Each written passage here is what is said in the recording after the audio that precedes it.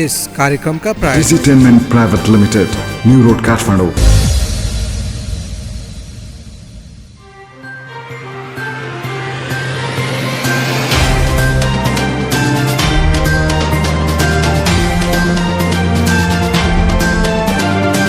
नमस्कार दर्शकवृन्द, बीएमएसटी टेलिभिजनको मनोरञ्जन समाचारमा यहाँलाई हार्दिक स्वागत गर्दछु। म सिद्धिका चौलगाई। हामी हरेक दिन बीएमएसटी टेलिभिजनको पर्दामा नेपाली मनोरञ्जन क्षेत्रका समाचारका साथमा उपस्थित हुने गरेका छौँ। आज भने साताको अन्तिम दिन नेपाली चलचित्रको घरेलु बजारमा साताभरि चर्चामा रहेका समाचारका साथमा उपस्थित भएका छौँ। अब लागौँ यो साताभरि चर्चामा रहन सफल साताको मनोरञ्जन समाचारतर्फ। दर्शकवृन्द, यो साता पनि नेपाली चलचित्र उद्योगलाई अभिनेत्री शिल्पा पोखरेल र निर्माता छविराज ओझाको चिसिएको सम्बन्धको खबरले तताइरह्यो। यी दुईका बीचमा छविकी जेठी श्रीमती हेमा ओझाको प्रवेश भएपछि साताका विभिन्न दिन विभिन्न खाले घटनाहरू सार्वजनिक भइरहे। साताको पहिलो दिन हामीले चलचित्र आमामा मिथिला शर्माको प्रवेश सम्बन्धी खबर प्रस्तुत गरेका थियौँ। यस्तै नेपाल लोकस्टारमा छानिएका 25 प्रतिस्पर्धी, चलचित्र सरोटो टिजरमा सुमीको एक्सन अवतार तथा तस्बिरका कारण विवादमा तानिएकी अभिनेत्री साम्राज्ञीका खबरहरू प्रस्तुत गर्यौँ। प्रस्तुत छ साताको पहिलो दिन हामीले तयार पारेको मनोरञ्जन समाचारको संक्षेपीकरण। चलचित्र निर्माता छविराज ओझा र अभिनेत्री शिल्पा पोखरेलको डिभोर्सको चर्चामा नयाँ ट्विस्ट आएको छ। निर्माता ओझाकी जेठी पत्नी हेमा ओझाले बहुविवाहको उजुरी दिएसँगै यो घटनाले नयाँ मोड लिएको हो। प्रहरी वृत्त गौशालामा उनले दिएको उजुरीमा छवि र शिल्पालाई विपक्षी बनाइएको छ। जाहेरीमा लेखिएको छ, शिल्पा पोखरेल भन्ने व्यक्तिसँग मेरा श्रीमान छविराज ओझाको सम्बन्ध रहेको भन्ने हल्लाहरू आइरहँदा पनि मैले श्रीमान छवि ओझासँग सोद्धा के छ प्रमाण भन्ने प्रति प्रश्न पाएको थिएँ। मैले पनि प्रमाण कतै भेटिन, बिहे दर्ता कहीँ कतै भएको रहेनछ। पछिल्लो समय शिल्पा र छविको विवाह दर्ताको कागजात हात परेको भन्दै उनले भनेकी छन्, मेरा पति छविराज ओझा र शिल्पा पोखरेललाई प्रचलित कानून बमोजिम यथाशक्य चाँडो नियन्त्रणमा लिई कारबाही प्रक्रिया अगाडि बढाई अनुसन्धान गरी निजहरूलाई कानून बमोजिम हदैसम्म सजाय गरी पाऊ। जाहेरीमा उल्लेख गरिएको छ, 2075 साल पुस 11 गते निज विपक्षीहरू छविराज ओझा र शिल्पा पोखरेलले गरेको विवाह दर्ताको प्रमाणपत्रको प्रतिलिपि फेला परेपछि निजहरूले बहुविवाह गरेको प्रमाणित भएकाले निज मेरो विपक्षी श्रीमान छविराज ओझाले घरमा म श्रीमती हुँदाहुँदै छोरी भन्न सुहाउने शिल्पा पोखरेलसँग बहुविवाह गरेको हुँदा म यो जाहेरी लिए उपस्थित भएकी हुँ। गौशालाका डीएसपी प्रदीप बहादुर सिंहले हेमा उजुरी लिएर प्रहरी वृत्तमा आएको भए पनि दर्ता भने भइ नसकेको पुष्टि गरेका छन्। अहिले पुष्टि गर्ने काम भइरहेको भन्दै आवश्यक परे दर्ता गर्ने डीएसपी सिंहको भनाइ छ। नयाँ कानूनमा श्रीमतीसँग पारपाचुके नभई दोस्रो विवाह गरेमा स्वतः बदर हुने प्रावधान राखिएको छ। त्यस्तै बहुविवाह गरेको ठहर भएमा 1 देखि 3 वर्षसम्म जेल सजाय हुन सक्ने उल्लेख गरिएको छ। उक्त कानूनले बहुविवाह गरेको ठहर भएका व्यक्ति सरकारी जागिरका लागि अयोग्य हुने पनि स्पष्ट रूपमा उल्लेख गरेको छ। दोस्रो विवाह गरेको थाहा भएको 3 महिनाभित्र उजुरी गर्नुपर्ने भन्ने पनि स्पष्ट रूपमा उल्लेख गरिएको छ। चलचित्र यता न उताको अफिसियल पोस्टर सार्वजनिक गरिएको छ। विशारद बस्नेत र मिराज रोशले निर्देशन गरेको चलचित्रको सार्वजनिक पोस्टरमा सबैजसो कलाकारलाई स्थान दिएको छ। साउन 17बाट अल नेपाल रिलिजको प्रचारमा रहेको चलचित्रमा लन्डनबाट नेपाल पुगेका 2 अधबैँसीले नेपालीले बिहेको लागि गर्ने सङ्घर्ष प्रस्तुत गरिएको निमा टिमले जनाएको छ। चलचित्रमा समीर दीक्षित, रिचा शर्मा, छुल्टिम गुरुङ, मिराज रोशले शीर्ष भूमिकामा रहेर अभिनय गरेका छन्। उनीहरूका साथमा बुद्धि तामाङ, रविन्द्र झा, शिल्सा जिरेल, राजाराम पौडेल, कमलमणि नेपाल, जीवन भट्टराई, किरण राई, नमिता घिसिङ, अनु दाहाल, लुनिबा तुलादर, अन्ना देउजा, शान्तना भट्टराई, भीमा मैनाली, राजन खतिवडा, सागर ढकाल, पवन ढकाल, विशारद बस्नेत, राजन मुकारुङ र जयनन्द लामाले पनि यो चलचित्रमा अभिनय गरेका छन्। मिराज रोशको कथा र पटकथा रहेको चलचित्रमा अभिमन्यु निर्भीको संवाद रहेको छ। रिना लामा कार्यकारी निर्माता रहेको चलचित्रमा अमित अर्याल, बेनकण्ठ मगाजु, विजय अवाले, विनिता अधिकारी, डाक्टर निराजन प्रधान, प्रतीक कर्मचारीले लगानी गरेका छन्। अरुण अशोक कुमारले खिचेको चलचित्रमा विपिन मल्लको सम्पादन रहेको छ। साताको दोस्रो दिन गरमाएको चलचित्र बजारमा निर्माता छवि ओझा र अभिनेत्री शिल्पा पोखरेल विरुद्ध छविकी जेठी पत्नी हेमा ओझाले बहुविवाहको उजुरी दर्ता गराइन्। यस्तै यो महिनाको पलेटी श्रृङ्खलामा संगीतकार विक्रम गुरुङ प्रस्तुत हुन लागेको समाचार सार्वजनिक गरेका थियौं। अभिनेत्री रेखा थापाको 6औं चलचित्रका छायाङ्कन सम्बन्धी खबर तथा पूर्व मिस नेपाल श्रृङ्खला खतिवडाका प्रेमिका खबरले मिडिया रङ्गिए। प्रस्तुत छ मनोरञ्जन समाचारको सोमबारको बुलेटिनमा हामीले तयार पारिएको समाचारको केही अंश। नायिका रेखा थापाको निर्माण र निर्देशक रेणसा बान्तवा राईको निर्देशनमा बन्न लागेको चलचित्र आगामी मङ्सिरदेखि छायाङ्कनमा जाने भएको छ। नायिका तथा निर्माती थापाका अनुसार अहिले स्क्रिप्टको काममा केही हेरफेर भइरहेको छ। हामीले अहिले रिलिज डेट या अरू कुरा भन्दा पनि स्क्रिप्टमै जोड दिइरहेका छौँ, किनभने स्क्रिप्ट राम्रो भएन भने चलचित्र राम्रो पक्कै हुँदैन। यसै कारण अहिले हाम्रो टिम नै स्क्रिप्टमा लागिरहेको छ, थापाले भनिन्। चलचित्र 2077 को तीज या दशैंको छेकोमा रिलिज हुने उनले जानकारी दिइन्। चलचित्रमा आफूले महिलाका कुरालाई जोड दिए पनि यो चलचित्र कोर फेमिनिस्ट अवधारणमा भने नहुने रेखाको भनाइ छ। एक साधारण नेपाली नागरिकदेखि लिएर देशको उच्च पदसम्म पुगेका नेपाली नागरिकलाई सम्बोधन गर्ने खालको चलचित्र बन्ने उनले बताएकी छिन्। नेपालीहरू जसले हेरे पनि यो चलचित्र हो, यसमा मेरो कुरा उठाएको छ भन्ने।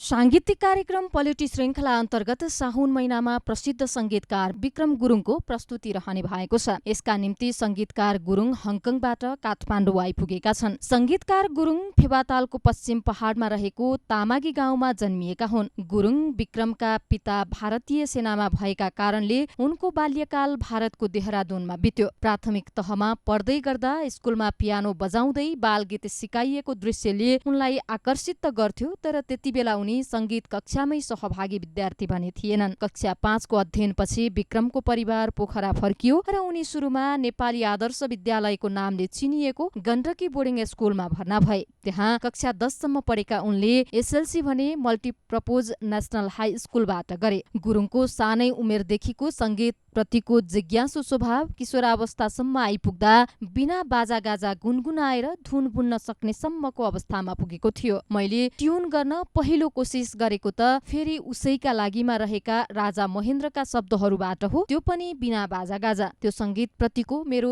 रहरको जिज्ञासु चरण थियो। पलेटीको अभ्यासमा रहेका उनले संगीतमा आफ्ना सुरुवाती दिन सम्झँदै भने विक्रम सम्बत 2033-34 सालपछि भने उनको सांगीतिक रुचिले नयाँ मोड लियो। त्यो नयाँ मोडमा पुर्याउने पात्र भने गायक अरुण थापा थिए। अरुणको स्वर त्यति बेला मौलिक रचनामा प्रवेश भएकै थिएन। उनी रेडियो र फिल्मका चलेका हिन्दी नेपाली गीत गाउँथे। उनको गायकीको चर्चासँगै पोखरामा रहेका संगीत र साहित्य प्रेमीहरूको चहल पहल बढ्यो। त्यही चहल पहलले पोखरेली युवा सांस्कृतिक परिवारको जन्म भयो। अरुणसँगको भेटपछि भने पोयु सापको जन्म भयो। विभिन्न कार्यक्रमहरू आयोजना हुन थाले। त्यसका निम्ति नेपाली गीत बजाउनुपर्छ भन्ने सोच आयो र मैले पनि अरुण सँगसँगै बसेर संगीत सृजना गर्ने जाँगर चलाएँ, विक्रमले सम्झिए। उनले सृजना गरेका 3वटा गीत मात्रै अरुणले गाएका छन्। ती 3वटै गीतले लोकप्रियता र बौद्धिक जमातको प्रशंसा दुवै बटुले। भुलु भुलु लाग्यो मलाईले त लोकप्रियताको उचाइ नै छुम्यो। साथै आँखाको निद खोसी लाने र कतै टाढा तिमीबाट भुले भने बाट पनि यी दुईको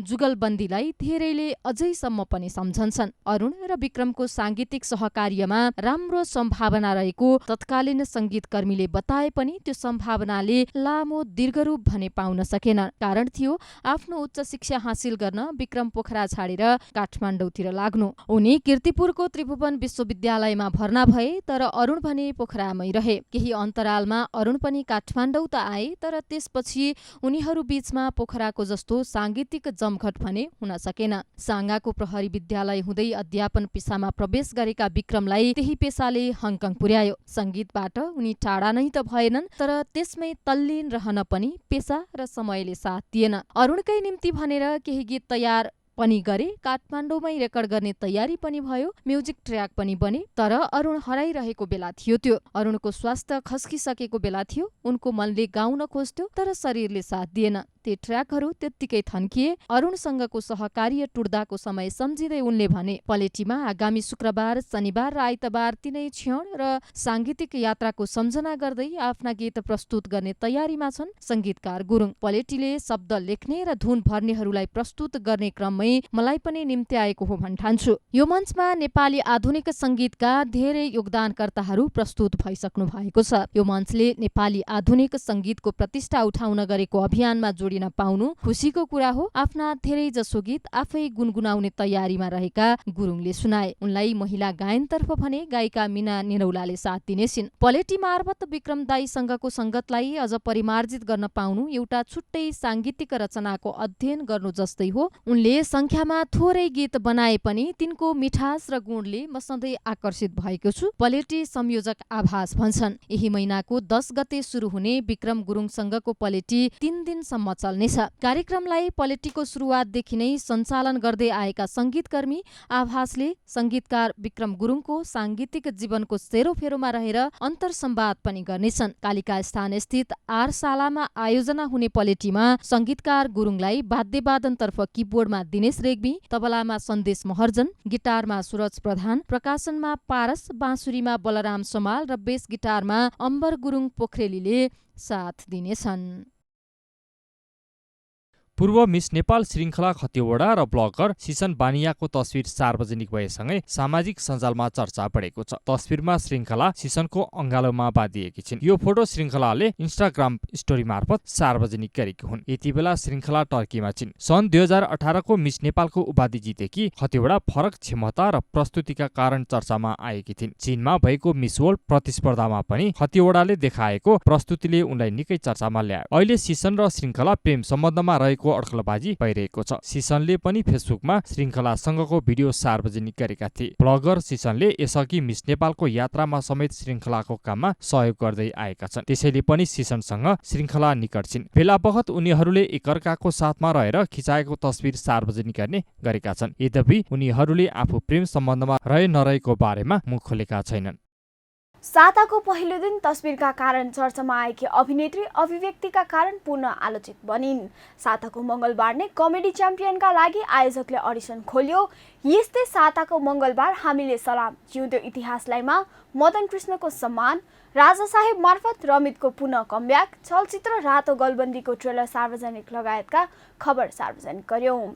प्रस्तुत छ साताको मंगलबार हामीले प्रस्तुत गरेका समाचारको संक्षेप। प्रेमीसँग मस्ती गर्दै गरेको फोटोलाई लिएर आलोचना भएपछि अभिनेत्री साम्राज्ञी राज्यलक्ष्मी शाहले आक्रोश पोखेकी छन्।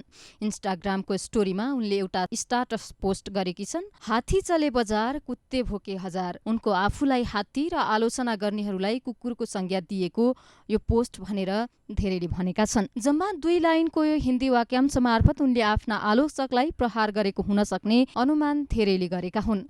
उनी बेला बेला कुनै न कुनै फन्डा मार्फत चर्चामा आउँछिन्। यसअघि मयङ्क खड्कासँगको प्रेम सम्बन्धका कारण चर्चामा आएकी अभिनेत्रीको उनीसँगको प्रेम त्यति लामो समय टिकेन। मयङ्कसँग ब्रेकअप भएपछि उनी देवांश राणासँग प्रेम सम्बन्धमा छिन्। चलचित्र रातोटीका निधारमाको छायाङ्कनपछि उनी आराम गर्न भन्दै इन्डोनेसियाको बाली पुगेकी छन्। समुद्रको तटमा देवांशसँग बिकिनीमा खिचेका फोटो सार्वजनिक गरेकी छन्। उनलाई सार्वजनिक गरेको फोटोलाई लिएर धेरैले उनलाई कामुक र उत्ताउली भनेका छन्। फोटोलाई लिएर व्यापक आलोचना भएपछि साम्राज्ञीले फोटो हटाइसकेकी छन्। पछिल्लो पुस्ताका अधिकांश नेपाली कलाकार बलिउड र हलिउडबाट बढी प्रभावित देखिन्छन्। त्यसैले कतिपय कुरा अनुसरण गर्न खोज्छन्, तर नेपाली सामाजिक धरातल र मान्यता बिर्सिएर कुनै पनि कुरा अनुसरण गर्दा आलोचना हुने पुराना कलाकारहरूले बताएका छन्। पतिका कारण घरेलु हिंसाको चपेटामा परेको भन्दै पति निर्माता छवि ओझाका विरुद्ध सम्बन्ध विच्छेदका लागि अभिनेत्री शिल्पा पोखरेलले दिएको जाहेरीमा बहस नचल्दै यी दुई बीच बहुविवाहको अर्को जाहेरी पर्यो। छविकी जेठी पत्नी हेमा ओझाले महानगरीय प्रहरी वृत्त गौशालामा आइतबार जाहेरी दरखास्त दिएसँगै रङ्गसञ्चार र छवि शिल्पाको घटनाले नयाँ मोड लियो। गौशाला प्रहरीले उक्त जाहेरी बुझी मुद्दालाई कालीमाटे स्थित महिला सेलमा पठाइदियो। त्यसपछि घटना झन अर्कै मोड लिएको छ। निर्माता ओझाले हेमासँग 2041 सालमा विवाह गरेका थिए। जाहेरीमा हेमाले पति छविको विभिन्न महिलासँग नाम जोडिएर आए पनि विवाह नै गरेको भन्ने प्रमाण आफूले नपाएको उल्लेख गर्दै शिल्पाको हकमा विवाह दर्ता नै फेला पारेपछि आफूसँग सम्बन्ध कायम रहँदा रहँदै बहुविवाह गरेकाले पति छवि र शिल्पालाई विपक्षी बनाउँदै बहुविवाहको मुद्दामा कानून बमोजिम हदैसम्मको सजाय माग गरेकी छन्। जाहेरीमा भनिएको छ, घरमा श्रीमती हुँदाहुँदै छोरी भन्न सुहाउने उमेरकी शिल्पा पोखरेलसँग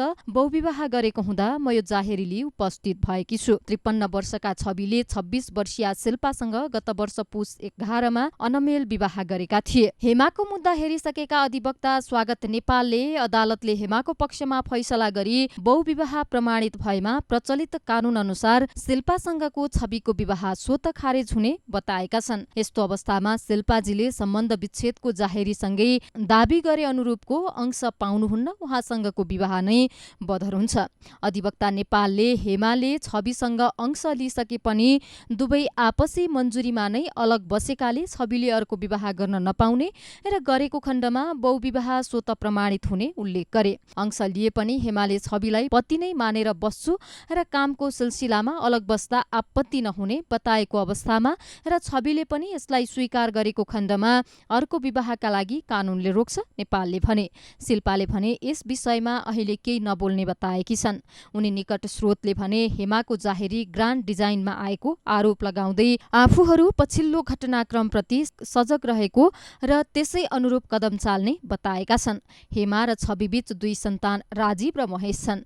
हेमा लामो समयदेखि धरानमा बस्दै आएकी छिन्। हेमापछि छविको गीताञ्जली सुनार र रेखा थापासँग विवाह भएको थियो। गीताञ्जलीको निधन भइसकेको छ भने उनीबाट जन्मिएका छोरा साकार अहिले छविसँगै बस्दै आएका छन्। सम्बन्ध विच्छेद गरिसकेकी रेखाले भने शिल्पा छविको मुद्दामा आफूलाई केही बोल्न आवश्यक नरहेको जिकिर गरिन्। रेखाले भनिन् 8 वर्ष अघि नै सकिएको सम्बन्धका बारेमा मलाई केही भन्नु छैन। मैले देखिरहेको छु, यस विषयमा मलाई बित्थामा किन जोडिरहेको होला, उनले प्रति प्रश्न गरेकी छिन्। छवि भने यति बेला नियमित फोन सम्पर्कबाट बाहिर रहेका छन्।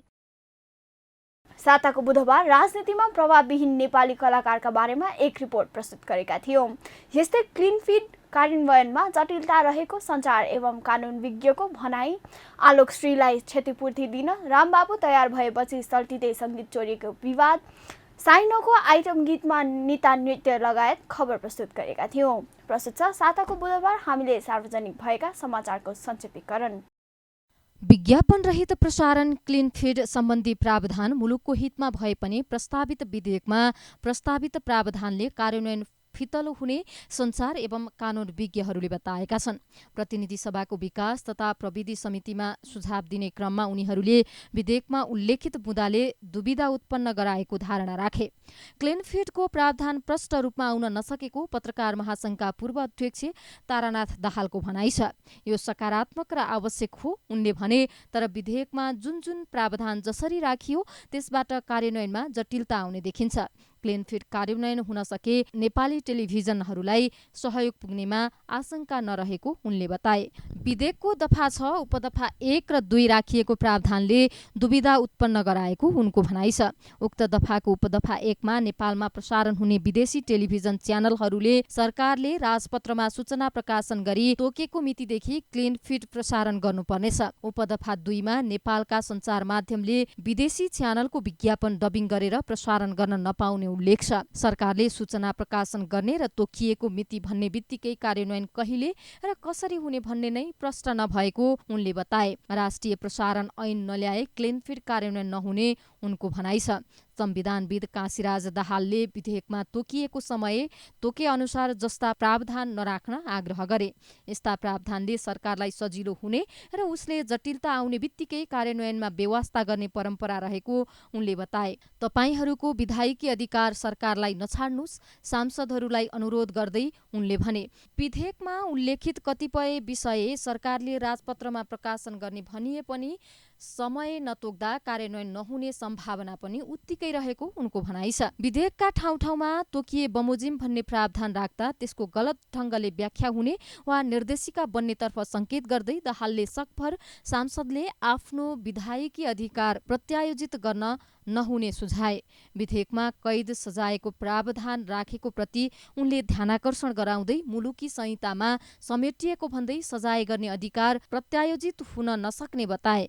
क्लिन फिडको प्रयोगले नेपाली संस्कृतिमाथि भएको अतिक्रमण रोक्न सहयोग पुग्ने नेपाल टेलिभिजनका पूर्व महाप्रबन्धक लक्ष्मण हुमागाईको भनाइ छ। यो प्रावधान अहिले लागू नभए भविष्यमा फेरि आउने सम्भावना न्यून रहेको र क्लिन फिडले हानिकारक सामग्रीको प्रवेश रोक्ने उनको दाबी छ। भारत भारतीय टेलिभिजन च्यानलले नेपालको संस्कृति र आर्थिक क्षेत्रमा नकारात्मक प्रभाव पारेको उनले बताए। पूर्व प्रधानमन्त्री तथा प्रमुख प्रतिपक्षी नेता शेरबहादुर देउवा संसदीय समितिको बैठकमा दोस्रो पटक सहभागी भए। पछिल्लो संसद गठनपछि समिति बैठक 47 पटक बसेको छ। त्यसमध्ये 45 वटा बैठकमा देउवा अनुपस्थित थिए। बैठकमा सहभागी भए पनि आफ्ना कुरा नराखी करिब 20 मिनट बसेर हिँडेका थिए। समिति सभापति पूर्व प्रधानमन्त्री झलनाथ खनालले आर्थिक एवं सांस्कृतिक प्रभाव कम गर्न क्लिन फिड लागू गर्नु उचित भएको बताए। राजनीतिक रूपमा स्वतन्त्र भए पनि हामी आर्थिक रूपमा धेरै पराधीन छौं। विकास समिति बैठकमा उनले भने मुलुकमा विकसित परिस्थितिलाई ख्याल गरेर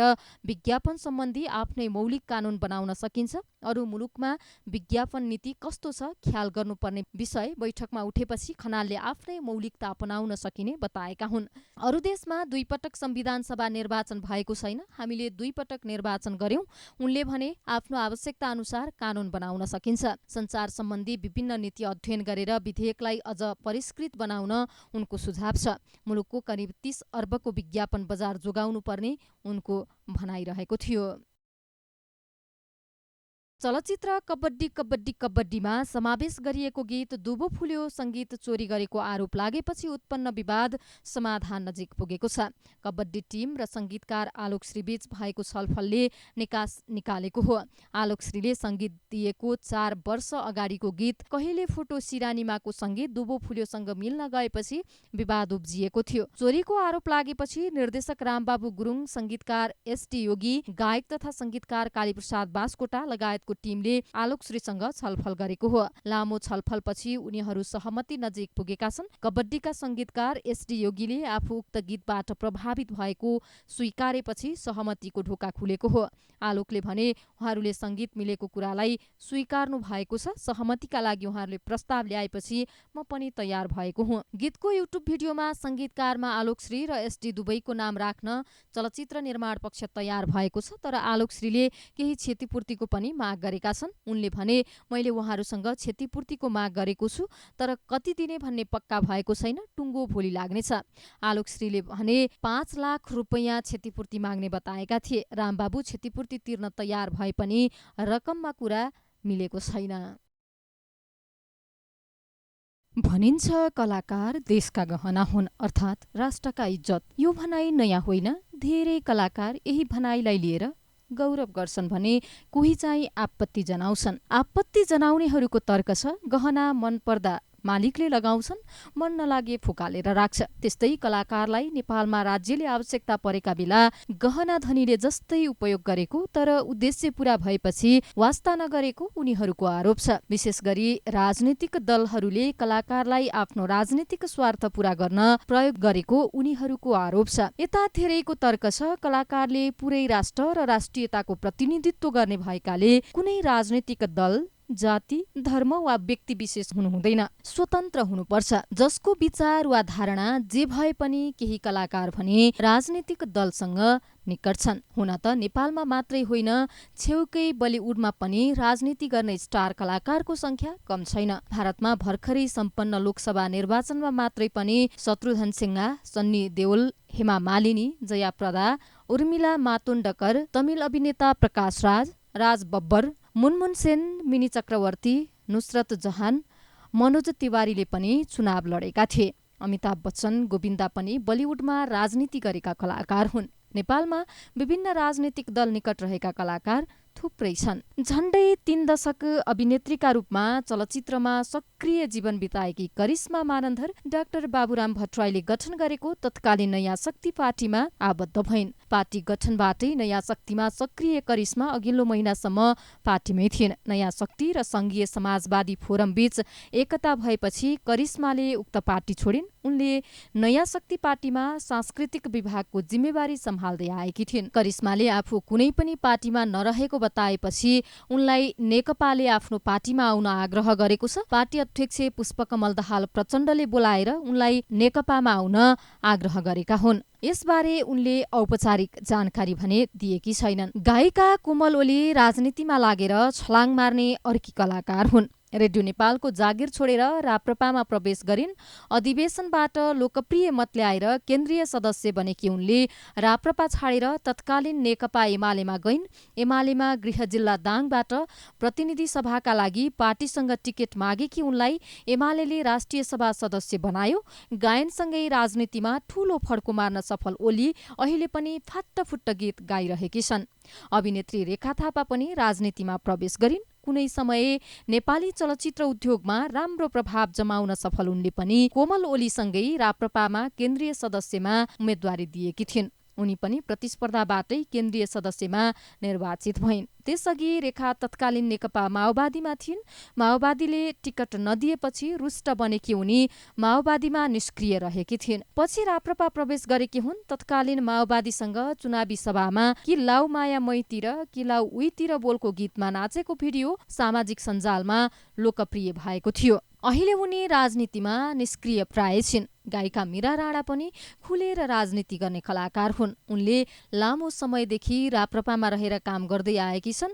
उनी राप्रपा केन्द्रीय सदस्य हुन्। पछिल्लो पटक उनले कोमल ओली र रेखा थापासँगै राप्रपामा केन्द्रीय सदस्य लडेर निर्वाचित भएकी थिइन्। अभिनेता सरोज खनाल पनि कलाकार मात्रै रहन सकेनन्। लामो समय अमेरिका बसेर फर्किए लगत्तै सरोज राजनीतिमा प्रवेश गरे। नयाँ शक्ति गठन हुँदा त्यसको केन्द्रीय समितिमा उनी पनि थिए। तर उनी नयाँ शक्तिमा सक्रिय भएनन्। पार्टीका कार्यक्रममा पनि उनी उपस्थित हुँदैनथे। बिस्तारै उनी राजनीतिबाट ओझेल परे। अशोक शर्मा पनि कलाकार मात्रै भएर बस्न नसक्ने व्यक्ति हुन्। बाबुराम भट्टराई नेतृत्वको तत्कालीन नयाँ शक्ति पार्टीमा अशोक पनि करिश्मा र सरोजसँगै सुरुबाटै आबद्ध भए। तर उनले पनि नयाँ शक्तिमा आफ्नो सक्रियता देखाएनन्। उनी त्यसअघि राजावादी कलाकार थिए। उनी अस्थिर स्वभावका अभिनेताका रूपमा चित्रित छन्। अभिनेता भुवन केसी पनि नायक र निर्माता मात्रै भएर बस्न सकेनन्। राजनीतिमा रहर गर्ने अभिनेतामा उनको पनि नाम आयो। संविधान सभाको निर्वाचनमा उनले नेकपा एमालेबाट टिकटका लागि निकै धेरै लबिङ गरे। माधव नेपाल, झलनाथ खनाल, केपी ओली सबै गुटमा उनले लबिङ गरे पनि एमालेले उनलाई विश्वास गरेन।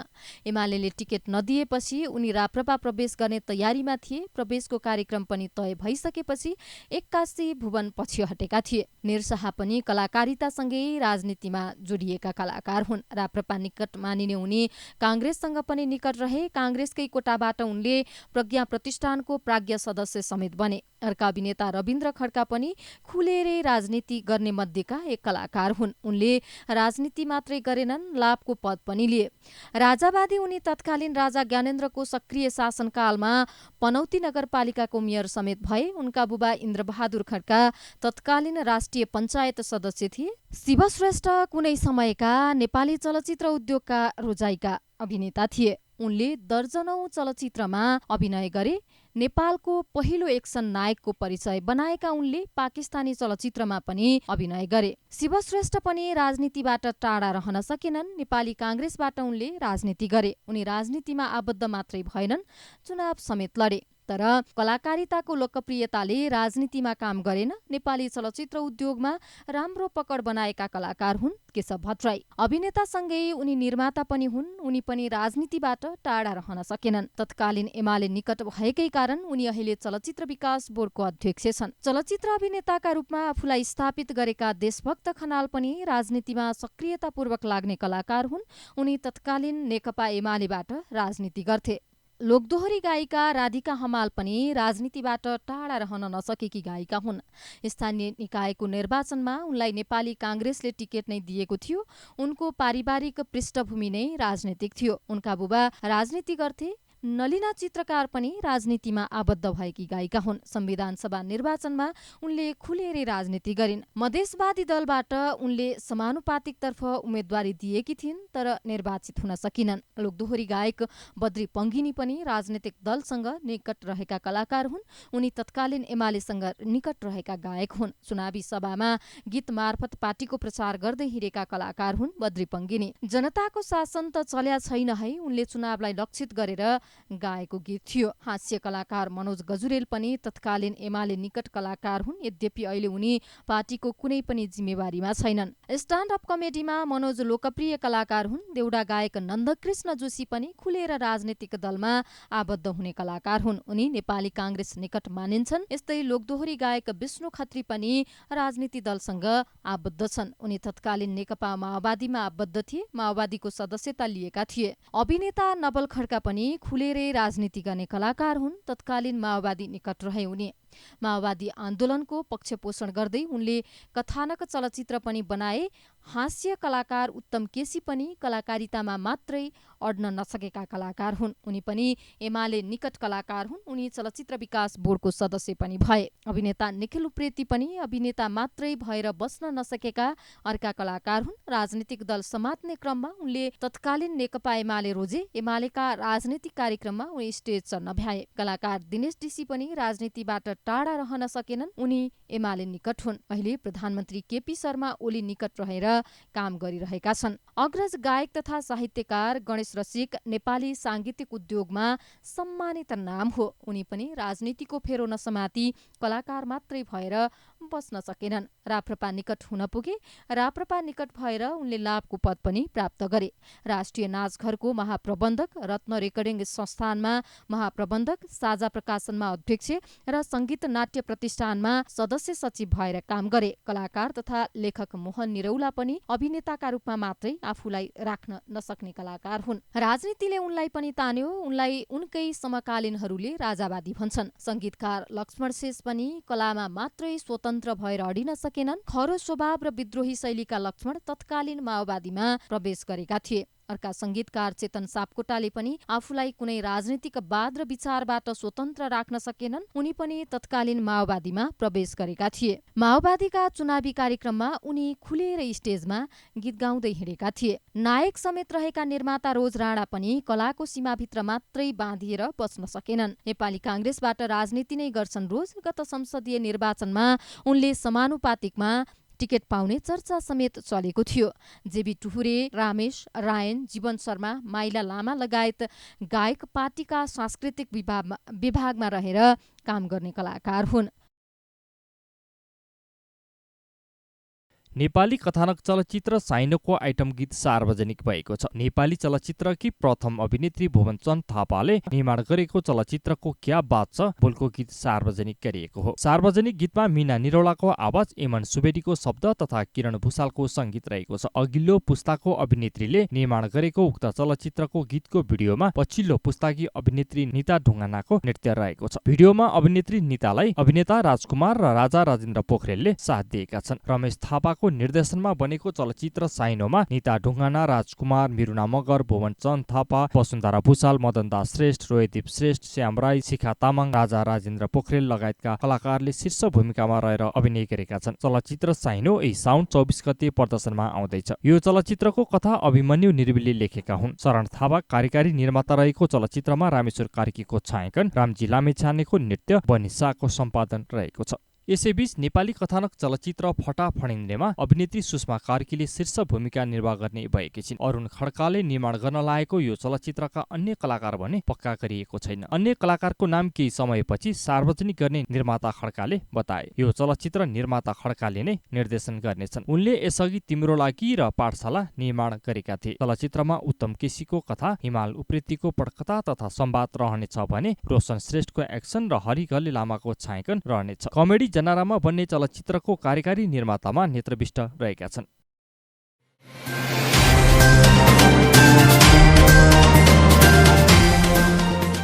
अब उत्कृष्ट गीतहरू तपाईको मोबाइलमा।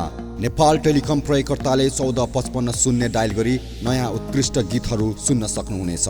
साथै आफ्नो कलर रिङ ब्याक टोन बनाउन सक्नुहुनेछ। नेपाल टेलिकम, राष्ट्रको सञ्चार।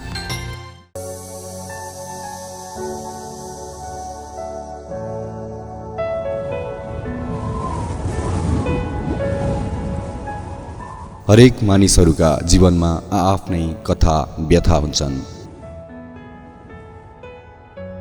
उकाली ओह्राली अनि ती गोरेटोमा हिँड्दा मिलेका तिता मिठा अनि सुख दुःखका छेड पनि।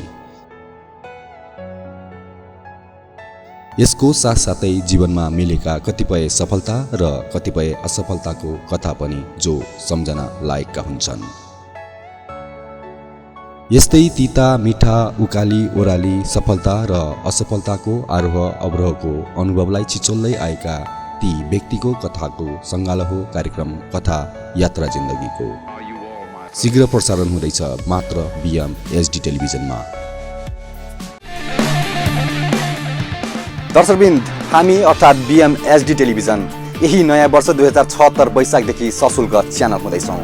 यदि तपाईँहरू यस च्यानल नछुटाइ हेर्न चाहनुहुन्छ भने हामीलाई आजै तपाईँको नाम र ठेगाना SMS गर्नुहोस्। SMS पठाउनलाई तपाईँको मोबाइलको मेसेज बक्समा गई BMSD टाइप गरी स्पेस दिई तपाईँको नाम र ठेगाना लेखी हामीलाई 35005 मा SMS पठाउन सक्नुहुनेछ। नेपाली सिनेमा हरेक मनमा BMSD टेलिभिजन हेर्दै गर्नुहोला।